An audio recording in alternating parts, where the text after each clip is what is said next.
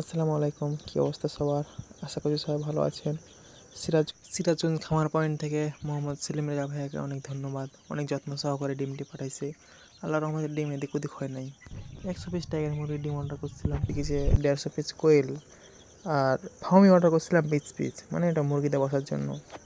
তো যাই হোক, আলহামদুলিল্লাহ আসছে, ভালো হয়ে আসছে। ভাইয়া আমাকে 8 পিস ডিম বেশি দিয়েছিল, তো অনেক ধন্যবাদ ভাইয়াকে। আর আমি ইতিমধ্যে ভিডিও ছেড়েছি অল্প অল্প করে শর্ট শর্ট কেটে, ইতিমধ্যে আপনারা দেখতে পেয়েছেন। তো এগুলো হচ্ছে গিয়ে ফার্মের ডিম। ভাইয়া চিহ্ন দিয়ে দিছে, এই যে এফ লেখে চিহ্ন দিয়ে দিছে, তাই আমি ফার্মের ডিমটিকে মানে আলাদা করে রাখছি। তারপরে এই যে কোয়েলের ডিম, ফার্মের ডিম, টাইগারের ডিম সব একসাথে আছে। আমি জীবাণুনাশক দিয়ে ডিমগুলোকে আগে ধুয়ে নিচ্ছি, তারপরে এই যে বসালাম। কেমন হলো একটু জানাবেন সবাই। মানে নতুন আর কি, ছোটোই তো, এত বড় করে খামার করতে পারি নাই। আস্তে আস্তে ইনশাল্লাহ হবে আগামীতে, আশা করছি।